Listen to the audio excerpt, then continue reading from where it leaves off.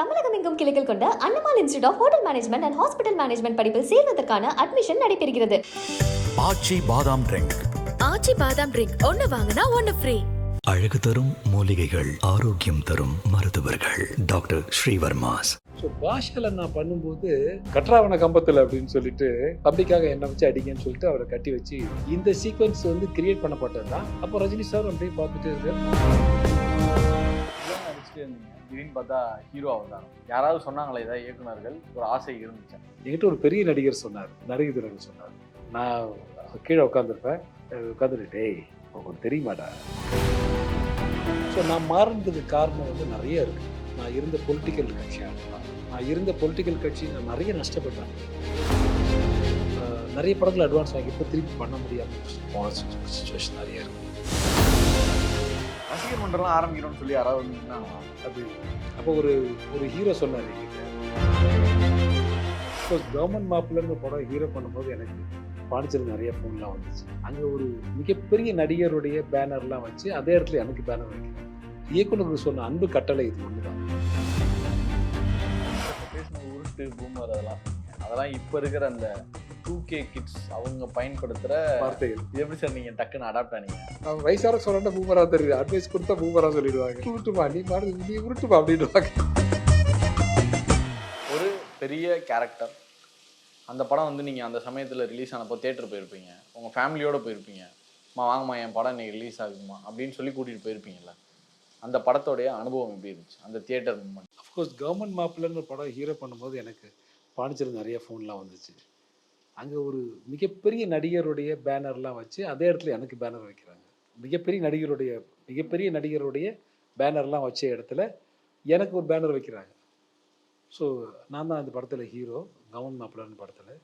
Sir நல்லா photo எடுத்து வைங்க, அப்போ அனுப்புகிறேன், நான் வர முடியாத சுச்சுவேஷன் இருக்குது, நான் வந்து கலந்துக்கிறேன் அப்படின்னு சொல்லிட்டு தான். ஸோ நான் நடிகன் ஆனதுக்கப்புறம் தான் எனக்கு திருமணமாக ஆச்சு. ஸோ அதனால் அந்த வாய்ப்பு எனக்கு கொஞ்சம் குறைவு தான். ஸோ நான் தனியாக போவேன், படமாக தான் பார்ப்போம். ஸோ வெற்றி தோல்வி இன்றைக்கி தான் வெற்றி தோல்வி வந்து பணமாக்கிக்கிறாங்க. ஒரு படம் ஓடிடுச்சுன்னா உடனே வேறு இடத்துக்கு போகிறது, ஒரு படம் ஓடிச்சுன்னா உடனே வேறு இடத்துக்கு போகிறது. எங்களை பொறுத்த வரைக்கும் தொழில் தான். நாங்கள் நடிக்க வந்திருக்கோம். ஸோ ஒரு படம் ஓடிச்சுன்னா அவள் ஓடுதா, ஓகே தேங்க்யூ வெரி குட், நல்லா ஓடுதுப்பா அப்படின்னு. ஓகே ஓடலையா அடுத்த வேலையை பார்க்கலாம் வாங்க அப்படின்னு அப்படி போயிடுவோம். So it's take it easy for that. அது கிராண்டடாக எடுத்துகிட்டு இன்றைக்கி நிறைய பேர் பண்ணுறாங்க. நாங்கள் பழகலை. நாங்கள் வந்து இதை வந்து ஒரு ப்ரொஃபஷனாக ஒரு தொழிலாக தான் பண்ணமே தவிர மற்றபடி ஒன்றும். வில்லன் அடிச்சுட்டே இருந்தீங்க, திடீர்னு பார்த்தா ஹீரோ அவதாரம். யாராவது சொன்னாங்களே ஏதாவது இயக்குனர்கள், இல்லை உங்களுக்குள்ளே ஒரு ஆசை இருந்துச்சா? இது ஆடியன்ஸ் தான் சார் கேட்குறோம். ஏன்னா அவங்க கைத்தட்ட போய் தான் அதை ஹீரோ ஆக்குனாங்க. ஸோ வில்லன் என்னைக்கு என்ஜாய் பண்ண ஆரம்பிக்கிறாங்களோ அவங்க பிகம் ஹீரோ. ரஜினி சார் அப்படி தான் வந்தார், கமல் சாரும் அப்படி தான் வந்தார், சத்யராஜ் சாரும் அப்படி தான் வந்தார், இன்றைக்கி இருக்க விஜய் சேதுபதி சாரும் அப்படி தான் வந்தார். எல்லா நடிகரும் ஒரு இடத்துல தாண்டி தொட்டு வந்திருப்பாங்க. ஆனால் ஸ்ட்ரைட்டாக வந்தது பார்த்தா இவங்க தான். என்கிட்ட ஒரு பெரிய நடிகர் சொன்னார், நடிகர் சொன்னார். நான் கீழே உட்காந்துருப்பேன், உட்காந்துட்டு டேய் உனக்கு தெரியுமாடா எனக்கு வில்லன் தான்டா பிடிக்கும். எனக்கு ரொம்ப ரொம்ப வேப்பாக இருந்தது. எனக்கு வில்லன் தான்டா பிடிக்கும். அதுதான் நிறைய டைமென்ஷன் இருக்குது, நிறைய விளையாட முடியும். ஹீரோனா ரெஸ்ட்ரிக்டாக இருப்போம்டா நம்ம. ஹீரோனா இதான் அளவுகோல், இப்படி தான் இருக்கும்னு இருக்கும். வில்லன்னா நம்ம என்ன வேணாலும் அவுட் ஆஃப் ஸ்கிரிப்டோட போகலான்டா, நமக்கு நல்லா இருக்கும் அப்படின்னாரு. நீங்கள் பேசிட்டு இருக்கும்போது ஒரு விஷயம் சொன்னீங்க சார், சினிமாவுக்கு அடுத்தது என்ன அப்படின்னு பார்த்தா இந்த ஃபேமை வச்சு அரசியல் தான் வந்து ஒரு பாயிண்ட்டாக இருக்குது, அடுத்த ஸ்டெப்பாக அதுதான் இருக்குது அப்படின்ற சொல்கிறீங்க. இது காலங்காலமாக தமிழ்நாடு பார்த்துட்டு தான் இருக்குது. ஒரு நடிகர் வந்து அரசியல் கட்சி தொடங்குறதும் அரசியலில் இருக்கிறதும். எனக்கு என்னென்னா சக்ஸஸ் ஆகிறதுக்குன்னு என்ன ஃபார்முலா சார் இருக்குது? அரசியல் இப்போது சினிமாவில் அந்த ஒரு பிரபலத்தை வச்சு இங்கே வரும்போது சக்ஸஸ் ஆகிறதுக்குன்னு என்ன ஃபார்முலா இருக்குது? ஃபெயிலியர் ஆகிறவங்களுடைய பெரிய ஒரு விஷயம்னா என்ன? அவங்க இதில் ஃபெயிலியர் ஆகிட்டாங்க, அதனால தான் அவங்களால அரசியலில் சஸ்டெயின் ஆக முடியல. மக்கள் தாங்க, நான் வெளிப்படையாக சொல்கிறேன். நான் பேச வேணாம்னு நினச்சேன், பட் பேசுகிறேன். நான் மக்கள் தான். மக்கள் ஒரு முடிவு எடுக்கிறாங்க, இவர் வந்தால் நமக்கு நல்லது செய்வார் அப்படின்னு நினச்சிட்டாங்கன்னா கண்டிப்பாக ஆதரவாக இருப்பாங்க. இவர் தானே வராருப்பா அப்படின்னு நினைக்கிற நிறைய பேர் இருக்காங்க. அது பிற மொழியிலையும் இருக்காங்க, நம்ம நாட்டிலையும் இருக்காங்க, நம்ம மண்ணிலையும் இருக்காங்க, தமிழ் மண்ணிலையும் இருக்காங்க. ஸோ நிறைய பேர் வந்து பாய்காட் ஓரம் வச்சுட்டு இவர் செலக்ட் பண்ணுறது. இவரும் நடிகர் தான் இருப்பார், அவரும் நடிகராக தான் இருப்பார். இவரை மட்டும் செலக்ட் பண்ணுறோம் அப்படின்னா இவரால் நமக்கு நல்லது நடக்கும் அப்படின்ற ஒரு சின்ன விஷயந்தான் இருக்கும். அதான் எம்என் நம்பியார் சொல்லுவார் அடிக்கடி, எப்படி எங்கள் தலைவர் நீங்கள் அடிக்கலாம் அப்படின்னு கேட்டாங்க அப்படின்னு. இதெல்லாம் நடந்திருக்கு உண்மையாக. அவரே சொல்லுவார் என்கிட்ட. அவர் உட்காந்துருது பார்த்தா பயங்கர காமெடியாக இருக்கும். ஒரு ஸ்டூலில் தான் உட்காந்துருப்பார், ஒரு லங்கோடு கட்டிப்பார், இப்படி ஸ்ட்ரைட்டாக உட்காந்துட்டு வாங்க ஆனந்தராஜ் அப்படின்னு ஒரு ஸ்டூலில் உட்காந்துருப்பார். ஸோ ஜாலியாக இருக்கும். நிறைய அவரோட கலந்துரையாடி இருக்கேன், நிறைய அவர்கிட்ட பேசியிருக்கேன். அஃப்கோர்ஸ் நான் ஒரு புக்கு தயாரித்தேன், நான் ஒரு புக்கு பண்ணேன். மேக்சின், பெஸ்ட் மேக்சின் எனக்கு தான் கிடச்சிது. அதுமாதிரி சன் டிவியில் பண்ண ஜோடி பொருத்தம், அதில் நான் தான் பெஸ்ட் ஆக்டராக வந்தேன். ஒரு ஹீரோ, ஒரு ஹீரோயின், ஒரு காமெடியன், ஒரு வில்லன் தான் ஜெயிச்சார். அது வந்து ஜோடி பொருத்தம் ரகவன் பொருத்தம் பண்ணார்ல, அவர் பண்ணதில்லை. So I'm the winner. So ஜாலியாக இருந்தது. நம்ம ட்ரூவாக இருக்கிறவங்க யார், உண்மையாக இருக்கிறவங்க யாருன்னு மக்கள் ஒரு முடிவு பண்ணுறாங்க. ஸோ அந்த பிரதிபலிப்பு நமக்கு ரிஃப்ளெக்ட் ஆகும். இப்போ என்ன எல்லாருக்கும் பிடிக்குது அப்படின்னா, இவர் ரொம்ப நல்லவர்ப்பா அப்படின்னு நினைக்கிறாங்கன்னா, நான் வில்லன் தான் பண்ணுறேன், என்னையே நல்லவன் சொல்லணும். ஸோ உண்மையாகவே நல்லவனாக இருக்க. ஆனால் நான் நல்லது உங்கள் மனசுலேயும் இருக்குது, இவர் மனசில் இருக்காங்க, இவர் மனசில் நல்லவன்றது ஒரு ஓரத்தில் இருக்கும். இப்போ பேங்க்குக்காக பணம் வாங்க போகிறார் ஒருத்தர், பணம் கொடுக்குறவருக்கும் பணம் வாங்குறவருக்கும், இல்லை இன்றைக்கி பணத்தை கட்டியாகணும், இன்றைக்கி இல்லை இன்றைக்கி முடியாதுங்க, இல்லை இன்றைக்கி கட்டியாகணுமா அப்படின்னு அவருக்கு இவர் வில்லனாக தெரிவார், இவங்களுக்கு அவர் வில்லனாக தெரிவார். ஆனால் இவருக்கு ஒரு ஹியூமனிட்டி இருக்கும், அவருக்கு ஒரு ஹியூமனிட்டி இருக்கும். வெளியே போய் யாராவது ஒரு ஆக்சிடெண்ட்டு, ஒரு பூனைக்கோ நாய்க்கோ அல்லது ஒரு மனிதருக்கோ அவங்க உடனே ஹெல்ப் பண்ணுவாங்க. அவங்களுக்குள்ள ஒரு ஹியூமனிட்டி, ஒரு ஈரம் இருக்கும்ல. இது எல்லாருக்கும் இருக்குது. அது இன்றைக்கி நான் கொடுக்குற அட்வைஸாக நினச்சிக்க வேணாம், உருட்டுன்னு நினைக்க வேணாம், இது வந்து பூமர்னு நினைக்க வேணாம். நீங்கள் நல்லதை நினச்சிக்கிட்டே இருங்க, கண்டிப்பாக ஒரு நாள் நிச்சயமாக உங்களுக்கு நல்லது நடக்கும். கண்டிப்பாக அதுக்கான வாய்ப்பு நிச்சயம் கிடைக்கும். அது வந்து ஏன்னா நீ நல்லவனா நல்லது நினைக்கிறோம், உங்கள் பர்சனல் விஷயங்கள் 100 இருந்துட்டு போட்டோம், அது வேறு விஷயம். நம்ம நல்லது செய்வோம், என்றைக்காவது வாய்ப்பு கிடைக்காதா அப்படின்னு நினைக்கிறப்போ நான் கூட நினைப்பேன், நானும் I'm waiting for that good chance. எனக்கு நல்லது கிடைக்குன்னா, வாய்ப்பு கிடைக்குன்னா நான் பயன்படுத்திக்குவேன். அதை பயன்படுத்துகிறவங்க நல்லவங்களாக மாறிட்டுவாங்க, அவ்வளோதான். சார் இப்போ பேசும்போது உருட்டு, பூமர் அதெல்லாம் சொன்னீங்க. அதெல்லாம் இப்போ இருக்கிற அந்த 2K கிட்ஸ் அவங்க பயன்படுத்துகிற வார்த்தைகள். இது எப்படி சார் நீங்கள் டக்குன்னு அடாப்ட் ஆனீங்க? ஆமாம், நிறைய கேள்விப்படுறீங்களா? ஆமாம், அடாப்ட் ஆகிதானே ஆகணும். இது வந்து டேய் பூமர்ரா அப்படி நான் வயசாக சொல்கிறேன்னா பூமராக தெரியுது, அட்வைஸ் கொடுத்தா பூமராக சொல்லிவிடுவாங்க. உருட்டுமா நீ உருட்டுமா அப்படின்வாங்க, அதெல்லாம் சொல்லுவாங்க. அதெல்லாம் இல்லை, நீங்கள் முடிஞ்சால் எடுத்துக்கோங்க, இல்லையா அப்படியே ஒரு ஓரம் விட்டுருக்க அப்படின்ற. இந்த கலாச்சாரம் எப்படி இருக்குது சார் இந்த 2K இந்த 2000? நல்லா இருக்குது, அடாப்ட் பண்ணிக்க வேண்டியதானே. இப்போ நாங்கள் வரும்போது பேஜர் தான் இருந்தது, ஃபோன் இருந்தது, ஃபோனே கிடையாது அப்போல்லாம். ஃபோன் வாங்குறதுக்கு 5000 ரூபா கட்டிட்டு லைன் நிற்போம் நாங்கள்லாம். 3 years ஆகும். 5000 கட்டினா உடனே கிடைக்கும், 800 ரூபா கட்டினாலும் 3 years 4 years ஆகும். ஃபோன் லேண்ட்லைன் தான் ஃபோன். 800 ரூபா கட்டினா அவ்வளோ 3 வருஷம் 4 வருஷம் காத்திருக்கணும் நீங்கள் 800 ரூபாலாம் கொடுத்தீங்கன்னா. அப்போது நான் சொல்கிறது வந்து 83ல் 82ல் பிஎஸ்என்எல் ஃபோனே 800 ரூபா கட்டணும்னு நினைக்கிறேன். நீங்கள் மெம்பர்ஷிப் 800 ரூபா கட்டினீங்கன்னா நீங்கள் have to wait for a more longer year. எதுக்காக சார் அப்படி தயாரிக்கணுமா? அப்போ தான் ஃபோன் நம்பரே கிடைக்காது உங்களுக்கு. ஓகே. அப்போல்லாம் 4 நம்பர் தான் இருக்கும், 5 நம்பர் தான் இருக்கும். இப்போ தான் 8 நம்பர் ஆயிருக்கு, 10 நம்பர் ஆயிருக்குன்னு நினைக்கிறேன். 8 நம்பர் கொடுத்துருக்காங்க. லேண்ட்லைன் வந்து இப்போ நாங்கள்லாம் லேண்ட்லைன் கிடைக்கிறதே பெரிய விஷயம். அப்போல்லாம் ஒரு ஃபோன் பண்ணி பேசுறது ஹலோ அப்படின்னு ஃபோன் எடுத்து பேசுறது அப்போல்லாம் பெரிய விஷயமா இருக்கும். ஸோ அதுக்கப்புறம் வந்து அடாப்ட் பண்ணிக்கிறதா எங்கள் காலத்துக்கு அப்புறம் பேஜர் வந்துச்சு. இன்றைக்கு படத்தை கட்டு, இல்லைன்னா உன் பேஜர் கட்டு அப்படி மெசேஜ் வரும். நான் பேஜர் யூஸ் பண்ணதே இல்லைங்க, நிஜமாக யூஸ் பண்ணது இல்லை. ஸோ நான் பேஜர்னு ஒன்று வந்துச்சு. அப்புறம் செல்ஃபோன் வந்துச்சு. ஒரு அரை செங்கல் மாதிரி இருக்கும், எங்கிட்ட வச்சுருக்கேன் நான் இன்னும். அது விலை சொன்னால் சிரிப்பீங்க நீங்களாம். ஒரு 43,000 50,000. ஆமாம் சார், ஒரு ஃபோன் எரிக்சன் ஃபோனுன்னு ஒரு phone, Sony Ericsson very Ericsson தான் இருக்கும். அதை வந்து ஸ்டைலில் அப்படி பிளாக் திறந்துட்டு ஹலோ அப்படி. இது எங்கன்னா சென்னையிலேருந்து செங்கல்பட்டு கூட எடுக்காது, இங்கே ஸ்ரீபெரும்புத்தூர் வரைக்கும் எடுக்கும். வேன் மேலே கபோர்ட் மேலே வேலை ஏறிட்டு ஹலோ ஹலோ ஹலோ ஹலோ அப்படின்ட்டு நாங்கள். அப்போ ஒரு ஜாலி தானே. கையில் ஹேண்ட் ஃபோன் வந்திருக்கு, ஹேண்ட் ஃபோனை வச்சுட்டு இங்கெல்லாம் கிடைக்கும், சிட்டியில் கிடைக்கும், போனால் கிடைக்காது. ஸோ அந்த மாதிரி ஒரு ஒரு அதுக்கு அடாப்ட் ஆகிறோம். அப்புறம் இன்கமிங் 18 ரூபா, அவுட் கோயிங் 16 ரூபா. அவுட் கோயிங் நீங்கள் பண்ணிங்கன்னா 16 ரூபா உங்களுக்கு ஃபோனுக்கு, இன்கமிங் வந்தால் 18 ரூபா. இப்படிலாம் இருந்தது. நாங்களாம் நெஞ்சு பிடிச்சிட்டோம், எங்கள் சம்பளமே அவ்வளோ கிடையாது, ஏன் அப்படி படுத்துருக்கேன் அப்படின்னு கேட்டுலாம் பண்ணியிருக்கோம். ஸோ நாங்கள் வந்து மீறி அதுக்கு அடாப்ட் ஆகினோம். ஸோ இப்போ வந்து இப்போ இருக்கிற செல்ஃபோன், இப்போ இருக்கிற வார்த்தைகள், இப்போ இருக்கிற வார்த்தை உபயோகங்கள் இதெல்லாம் வந்து அடாப்ட் ஆகிடுறோம். அவ்வளோதான். We have to adapt. அவ்வளோதான். ஜாலியாக நினச்சிட்டு போகிற வரைக்கும் இன்றைக்கி ஒரு புது டைரக்டர் தான் சொல்ல முடியும். ஒரு யங்ஸ்டர் டைரக்டர் ஒருத்தர் வராரு. நம்ம சீனியர் ஆக்டர் தான் பார்த்துட்டு இப்போ ரஜினி சாரே யாரை வச்சு பண்ணுறாரு? ஒரு ஒரு ஒரு அப்கமர், ஒரு ஒரு 2 படம், ஒரு படம் ஹீரோ ஜெயிச்ச ஒரு டைரக்டர் வச்சு தான் படம் மாட்டுறாரு. இப்போ அவருக்கு இருக்கிற பாண்டிங் என்னவா இருக்கும்? ஒரு மூத்த நடிகர் எஸ்.வி. முத்துராமன் பாரு, ராஜசேகர் சார் மாதிரி பெரிய பெரிய டேரக்டர்லாம் பார்த்தவர். ஸோ ஒரு புது டேரக்டர்கிட்ட ஒரு படம் ஹிட் படித்து 2 படம் ஹிட் பண்ண உடனே 3ஆவது படத்துக்கு எனக்கு கூட படம் 3ஆவது படம் எப்படி இருக்கும் அவருக்கு பாண்டி? ஸோ அந்த உணர்வு தான்.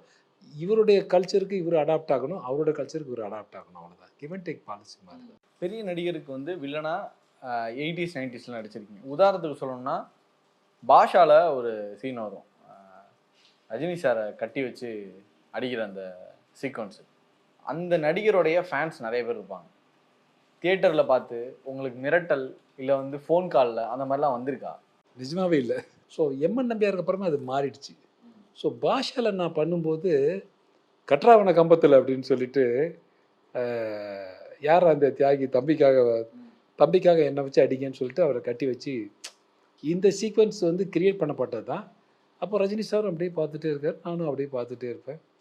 ஸோ அது அவரை கட்டி வச்ச அடித்தது தான் இப்போ ஒரு பெரிய ஹோட்டலாக இருக்குது. ஹோட்டலில் அந்த ஹோட்டல் ஹாலில் தான் அந்த செட்டை எடுத்தோம். அந்த வாகினின்னு அந்த பேர் சொல்லலாமா? நான் சொல்லலாம். பேர் சொன்னால் நீ பார்க்க இருக்குல்ல, பார்க்க ஹோட்டல் வாகினி செட்டு போட்டிருந்த இடம். ஓகே. அந்த ஆட்டோக்கார சாங்கெலாம் அங்கே தான் ஆடினோம். நம்ம அந்த ஹோட்டல் தான், அந்த இடம் தான் இப்போ அந்த செட்டு தான் அந்த ஹோட்டலில் மாறி இருக்கு. So was great. ரொம்ப நான் பாப்பா அவரை பார்த்து பேசிகிட்டு இருப்பேன். பேசும்போது அவர் கட்டி வச்சு அடிக்கணும், திரும்ப அதே இடத்துல கட்டி வச்சு அடிப்பார். ஆமாம், அது ஜாலியாக இருந்தது, ஜாலியாக எடுத்துக்கிட்டாங்க. அது ரஜினி சார் அவர் ப்ரொடெக்ட் பண்ண தான் கரெக்டு. ஸோ அவர் என்ன சொன்னார்னா, இது நீங்கள் அடித்தா தான் கரெக்டாக இருக்கும் அப்படின்னு அவர் ப்ரொடெக்ட் பண்ண தான் கரெக்டு. நீங்கள் தயங்குனீங்களா? ஃபஸ்ட்டு தயங்கினேன், ஃபஸ்ட்டு ரொம்ப யோசித்தேன். அது முதல் படத்துலேருந்தே இருக்குது, அது ராஜாலேருந்தே இருக்குது.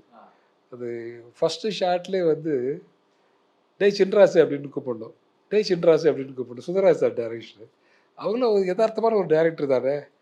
டேய் சின்ராசு அப்படின்னு நான் சொன்னேன். சார் ரஜினி சாரை போய் டேய் சின்ராசுனா என்னை அடிக்க வந்துடுவாங்க சார் எல்லாரும். சார் ஜாலியாக கூப்பிடுது. அப்போ ரஜினி சார் சொன்னேன், ஜாலியாக பண்ணுங்க ஆனந்தராஜ் அப்படின்னு. அப்போ டேய் சின்ராசு அப்படின்னு அண்ணா அப்படின்வார். அது நீ இந்த பக்கம் போனால் நான் இந்த பக்கம் போயிடுறேன் அப்படின்வார். ஸோ அந்த மாதிரி அவர் வாழ்ப்பு தோல்ல தலையில் போடுற மாதிரிலாம் அருள் விட்டார் எனக்கு. ஸோ ரொம்ப ஜோவியெல்லாம் பண்ணார். அண்ணா இல்லைங்கண்ணா அப்படின்வார். ரொம்ப ஜாலியாக இருப்பார் வைங்களா. அது என்ன சொல்கிறது, அந்த நேரம் அது வந்து அவ்வளோ இந்த கேரக்டர் நான் தான் பண்ணணும் இருந்திருக்கு. அதை நான் பண்ணேன், அது மக்கள்கிட்ட போய் ரீச் ஆச்சு. பாஷா எப்படி இருந்துச்சு சார் அந்த அனுபவம்? பாஷா எக்ஸ்ட்ரானரி சார். அதெல்லாம் வந்து நான் அடிக்கடி சொல்கிற மாதிரி தான், எப்படி ஹிந்தியில் வந்து அம்ஜத் கானுக்கு வந்து ஒரு ஷோலே அமைச்சதோ அந்த மாதிரி தான் எனக்கு இது ஒரு வாய்ப்புன்றது வரும். அது வரும் இல்லை, நமக்கு வரும்போது ரிஜெக்ட் பண்ணிக்கிறது நம்ம விருப்பம்தான். இப்போ நான் கூட சொல்லுவேன், நீங்கள் என்னை தாண்டி போகிற நடிகர்கள் இருந்தாங்கன்னா நீங்கள் போங்க, நான் பின்னாடியே வந்துட்டுருக்கேன். ஸோ அவங்க போகிற பஸ்ஸில் அவங்க இடம் பிடிச்சிக்குவாங்க, நம்ம ஏறப்போ பஸ்ஸு இடம் இல்லாமல் இருக்கும், அவங்க முன்னாடி போயிடுவாங்க, அதே பஸ் திரும்ப வரும், திரும்ப நம்ம ஏறி அதே இடத்தான் போக போகிறோம். புரியுதா உங்களுக்கு? நடிகனாக மாறிட்டோம்னா வெற்றி நிச்சயமாக ஒரு நாள் இருக்கும், தோல்வியும் இருக்கும் வெற்றியும் இருக்கும். ரெண்டையும் தாங்கிக்கிற மனப்பக்குவம் நமக்கு இருக்கணும். தோல்வி அடைஞ்சிட்டோமான்னு தோலவும் கூடாது, வெற்றி அடைஞ்சிட்டோமான்னு ஆடவும் கூடாது. ஸோ அதுதான் எங்களோட பேசிக் விஷயமா இருக்கும். ஸோ சுரேஷ் கிருஷ்ணா வந்து பாஷா பண்ணிவிட்டு ஒருவன் பண்ணிவிட்டு ஒரு நாள் எனக்கு ஃபோன் பண்ணார், ஒரு தெலுங்கு படம் பண்ணுறோம் நம்ம அப்படின்னாரு. நானும் அது ஆக்சுவலாக பிரபாஸும் சார் நானும், பிரபாஸ் இருக்கார் இல்லையா, ஆமா ஆமா. பாகுபலி பிரபாஸ் நானும். அந்த படம் ராகவேந்திரான்னு ஒரு படம், அது நல்லா இருக்கும். ரசிச்சு ரசிச்சு எடுத்தார். ஒரு ஒரு ஃப்ரேமும் அழகா சூப்பர் அப்படி. அது லைட்லாம் ஆஃப் பண்ணிடுவார். சேம் தான் எனக்கு நாட்டாமை தெலுங்குல ரஜினி சார் பண்ண அப்புறம் நாட்டாமை தெலுங்கு பண்ணும்போது எனக்கு இதே எக்ஸ்பீரியன்ஸாக கிடச்சிது. அதில் ரவிராஜ் பென்சிட்டின்னு ஒரு ஒரு டேரக்டர் இருந்தார். அவர் எல்லாம் பண்ணிவிட்டு லைட் ஆஃப் பண்ணிவிடுவார். லைட்ஸ் ஆஃப் சார், நீங்கள் ரெடியாக சொல்லுங்கள் சார் பண்ணுவோம் அப்படின்ட்டுவார். சார் இப்படிலாம் சொல்லாதீங்க அப்படி. இல்லை இல்லை, நீங்கள் ரெடியாக சொல்லுங்கள், எனக்கு சம்திங் எனக்கு ஒரு மாதிரி பயங்கரமாக வேணும் சார் அப்படின்ட்டுவார். நம்மக்கிட்ட பால் கொடுத்துருவார். ஸோ நம்ம உட்காந்து என்ன பண்ணலாம், இப்படி பண்ணலாமா அப்படி பண்ணலாமா. ஸோ அந்த படமே சூப்பராக இருக்கும். எனக்கு பிடிச்ச படத்தில் அதுவும் ஒன்று, பெதர் ஆகிடும்னு சொல்லிட்டு ரொம்ப நல்லாயிருக்கும். அது அந்த மாதிரி டைரக்டர் கிடைக்கும் போது நம்ம மேலே ஒரு ஒரு இன்ட்ரெஸ்ட் வந்து காட்டும் போது, இல்லை இது போதும் சார் நினைக்கிற டைரக்டர் நிறைய நம்ம நிறைவாக பண்ணுவோம், நல்லாவும் இருக்கும். ஃபார் எக்ஸாம்பிள் சொல்லணும் அப்படின்னா, சூரியவம்சம் சிம்மராசி ரெண்டும் ஒரே பேனர் தான், சூப்பர் ஃபிலிம்ஸ் தான் நடிக்கிறேன். இது வந்து சூரியவம்சம் வந்து ஒரு 8 நாள் ஒரு 9 நாளில் படம் முடிச்சிடுறோம். சிம்மராசி வந்து ஒரு 35-40 நாள் ஷூட் பண்ணி எடுக்கிறோம். பெரிய பேர் வாங்கி கொடுத்த படம்னா சூரியவம்சம் தான். ஸோ இதுலேயும் நல்லா இருக்கும், கேரக்டர் வைஸ் நல்லா இருக்கும். சேம் பேனர் தான். ஸோ நம்ம பண்ணுற விதங்கள் தான். ஸோ அந்த மாதிரி இதில் ஒரு டிஃப்ரெண்ட்டாக இருக்கும், அதில் ஒரு டிஃப்ரெண்ட்டாக இருக்கும். அது மாதிரி ஒரு ஹீரோக்கு நிகரான ஒரு ஃபேன் ஃபாலோவர்ஸ் வந்து அந்த சமயத்தில் உங்களுக்கு வந்துச்சு. ரசிகர் மன்றம்லாம் ஆரம்பிக்கிறோன்னு சொல்லி யாராவது வந்து நின்னாங்களா? நிறைய பேர் அதை நின்னாங்க. அது நான் அப்புறமா உங்களுக்கு கார்டு அனுப்புகிறேன். அப்புறமா இப்போ வாழ்த்தட்டை போடுவாங்கல்ல பொங்கலுக்கு தீபாவளிகள், அதில் என்னுடைய இதுவும் இருக்கும். அப்போ ஒரு ஹீரோ சொன்னார் என்கிட்ட, 8 ஹீரோ 10 ஹீரோ போன அப்புறம் 2 ஹீரோ கிடச்சிருக்கீங்க எங்களுக்கு அப்படின்னு. அப்போ நானும் இன்னொரு நடிகரை பற்றி பேர் சொன்னார். ஸோ அதனால அந்த மாதிரி ஒரு காலகட்டங்கள் இருந்தது. அப்புறம் நானே முடிவு பண்ணி தான் நான் இயக்குனருக்கு சொன்ன அன்பு கட்டளை இது ஒன்று தான். ஸோ நீங்கள் ஜெயிக்க பாருங்கள், நீங்கள் ஜெயிச்சிட்டா உங்களுக்கு லாபம். நான் ஜெயிக்கலைனா கூட இந்த பாக்கெட்டில் கை விட்டுருக்கப்ப இப்போ வில்லன் பாக்கெட்டில் கை விட்டு போயிடுவேன். ஸோ நான் தப்பிச்சுக்குவேன், நீங்கள் மாட்டிக்க போகிறீங்கன்னு சொன்னேன். அதுதான் என்னை மாட்டி விட்டாங்க. என்னை ஹீரோ பண்ணி ஜெயித்தவங்க சஸ்டெயின் பண்ணிட்டாங்க, இல்லாதவங்க வேறு பக்கம் மாறி போயிட்டாங்க. இது வந்து எல்லா லாங்குவேஜிலும் இருக்குது, எல்லா லாங்குவேஜிலும், தெலுங்குலேயும் இருக்குது, ஹிந்திலையும் இருக்குது, தமிழில் நான் ஒரு உதாரணத்துக்கு சொல்லலாம். பட் இன்னைக்கு ரைட் நவ் எடுத்திங்கன்னா எல்லா ஹீரோ வில்லன் ஆகிட்டாங்க. இன்னைக்கு இப்போ நான் பேசுகிற நேரத்தில் எடுத்திங்கன்னா எல்லா ஹீரோவும் வில்லன் ஆகிட்டாங்க. வில்லன் பண்ணி தான் பார்க்கலாம், எப்படி தான் இருக்குன்னு பார்க்கலாம் அப்படின்னு நான் சொன்னேன். உங்களெல்லாம் யார் வில்லனாக சொன்னது அப்படின்னு கேட்டுட்டு இருப்பேன் நான். ஸோ அவங்க அந்த ரூட்டில் போனால் நான் இந்த பக்கம் வந்து ஒரு காமெடி வில்லனாக பண்ணிவிட்டு எனக்கு உரிய ஸ்பேஸ் கிடைக்குது, அதுக்குரிய கேரக்டரைசேஷன், அதுக்குரிய விஷயங்கள் பண்ணிட்டு போயிட்டுருக்கேன். மெத்தட் ஆக்டிங் ஃபாலோ பண்ணுவீங்களா? எஸ். அப்படியா? Yes, method acting. இந்த எமோஷனுக்கு அது வந்து நாங்கள் படிக்கும்போது சானிஸ்லாஸ்கின்னு ஒருத்தர் இருந்தார், ஒரு சைனீஸ், ஒரு சானிஸ்லாஸ்கியோட மெத்தட் ஆக்டிங். இதுக்கு மேலே போகக்கூடாது, இது கீழே இருக்கக்கூடாது, ஒரு அளவில் இருந்தால் அது கரெக்டாக இருக்கும் அப்படின்னு நினைப்பேன் நான். ஸோ அந்த இதுதான் பண்ணிகிட்ருக்கேன் இப்போ நான். சம்திங் இந்த கேரக்டர் தான் இன்றைக்கி பண்ணுறோம் அப்படின்னா அதை மைண்டில் ஏற்றிக்குவேன், அதுவாகவே மாறுவேன். ஸோ அந்த கேரக்டர் என்ன பண்ணும் அப்படி தான் இருப்பேனே தவிர நானாக இருந்து. ஓகே, இப்போ உங்களோட இந்த 2வது லீக், இப்போ வந்து நீங்கள் சொன்ன மாதிரி ஒரு காமெடி வில்லனாக நடிச்சிட்ருக்கீங்க. ஒரு காமெடியனாகவே நான் கேட்குறேனே, காமெடி பண்ணுறவங்க வந்து சொல்லுவாங்க அவங்க சிரிச்சிடக்கூடாது, அப்போ தான் ஆப்போசிட்டில் இருக்கிறவங்களால அந்த எமோஷனை உள்வாங்கி அவங்களால வந்து நகைச்சுவை வெளிப்படுத்த முடியும் அப்படின்றத சொல்லுவாங்க. உங்களுடைய படம் 400 கோடி தான் எடுத்துக்கிட்டாலும் சரி, அதில் வந்து நீங்கள் ஃபுல்லாகவே சீரியஸாக தான் இருப்பீங்க, ஆனால் உங்களை பார்க்குற எங்களுக்கு தான் வந்து சிரிப்பு வரும். ஆமாம். ஸோ அதில் வந்து ஒரு டோன், ஒரு ஆக்டிங் ஒன்று நடக்குதுல்ல, ஆமாம், அது எப்படி கேரி பண்ணீங்க? அதுதான் நான் நானாகவே இருப்பேன். ஸோ நான் பண்ணுற விதங்கள் உங்களை சிரிக்க வைக்கும். இப்போது சில படங்கள் வந்து நான் வில்லன் பண்ணுவேன், வில்லன் தான், ஆனால் வந்து இது ஒரு வில்லத்தனம் காமெடி மிக்ஸாக இருக்கும். சீரியஸாக இருப்பார் பார்த்துட்டு வந்து அவன் வெள்ளையாக இருக்கான் அப்படின்னோடனே அவன் வெள்ளையாக இருக்கா சார்,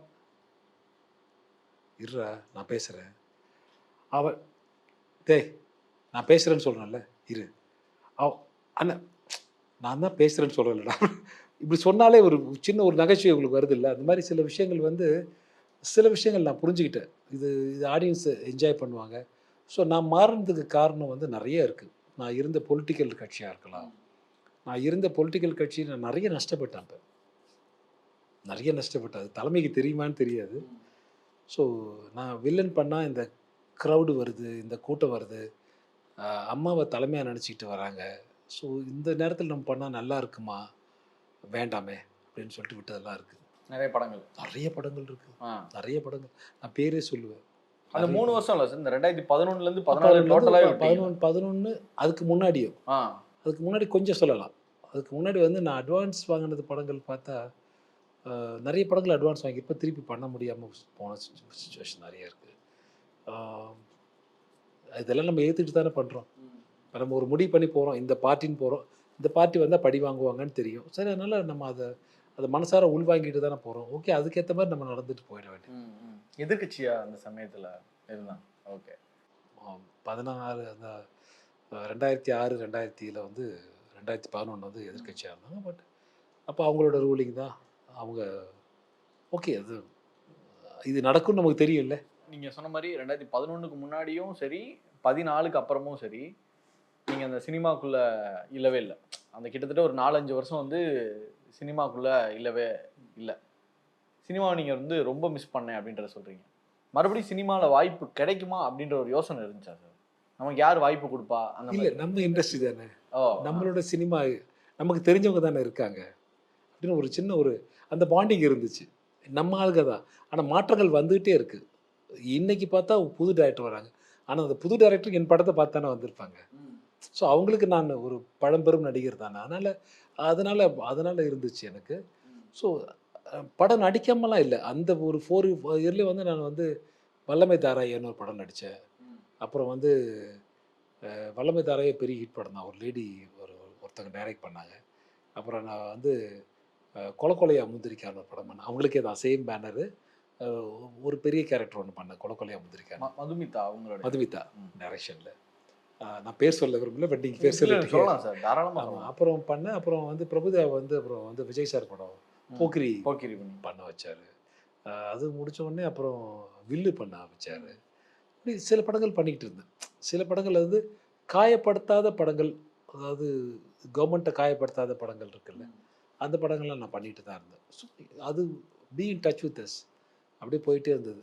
ஆனால் பட் நான் சின்சியராக என் ஆஃபீஸ் ஸ்டாஃபுக்கு கொடுத்த இது என்னன்னா, எந்த ஒரு சாதாரண மனிதர், ஒரு வார்டு கவுன்சிலர் ஒருத்தர் வந்து ஒரு மீட்டிங் வந்தால் ப்ளஸ்ஸாக இருக்கும்னு நினச்சாங்கன்னா, ஷூட்டிங் இருந்தாலும் அதை விட்டுட்டு நீங்கள் அவங்களுக்கு வாய்ப்பு கொடுங்க அப்படின்னு ஒரு இன்ஸ்ட்ரக்ஷன் கொடுத்துருந்தேன். ஸோ அதை ஃபாலோ பண்ணாங்க நம்ம ஆட்கள். ஸோ அதனால் மக்களை பார்க்குற வாய்ப்பு எனக்கு கிடச்சிது. ஸோ இன்றைக்கி இருக்கிற அந்த காமெடி உணர்வு இருக்கு இல்லையா, இதை நான் தூண்டி விட்டது அங்கே தான் நினைக்கிறேன். இதுதான் எம்ஜிஆர் கிடைச்ச ஒரு பெரிய லாபம். நடிகர் திலகத்துக்கும் வந்து புரட்சியாளருக்கும் பெரிய வித்தியாசம் இருக்குது. நடிகர் திலகம் வந்து மக்களை வந்து சந்திக்க ரொம்ப குறைவு. அவர் ப்ரொஃபஷன்னே போயிட்டார். நடிகர் திலகம் வந்து மக்கள் திலகம் வந்து மக்களை சந்திச்சுட்டே இருந்தார். ஸோ அதனால் மக்கள்கிட்ட ஒரு பெரிய வியப்பு இருந்தது. ஸோ அந்த வாய்ப்பு எனக்கு கிடச்சிது. ஸோ நான் மக்களை சந்திக்கிற வாய்ப்பு ஒன்று கிடச்சிது எனக்கு. ஸோ தினந்தோறும் மக்களை சந்திச்சுட்டே இருப்பேன். ஒரு 1000 பேர் 2000 பேர்னா ஒரு 2 தியேட்டர் 3 தியேட்டர் ஃபுல்லாகிற மாதிரி. ஸோ நான் பார்த்துட்டு அவங்கள்ட்ட பேசிவிட்டு அவங்கள சிரிக்க வச்சுட்டு அவங்கள நகைச்சுவை பண்ணிவிட்டு அவங்களுடைய அவுட்புட்டை வாங்கிட்டு என்னோடய அவுட்புட்டை அவங்ககிட்ட கொடுத்துட்டு வரும்போது, ஸோ ஒரு கிவ் அண்ட் டேக் பாலிசி இருக்கும்ல, இதை ரசிக்கிறாங்க அப்படின்னு சொல்லிட்டு.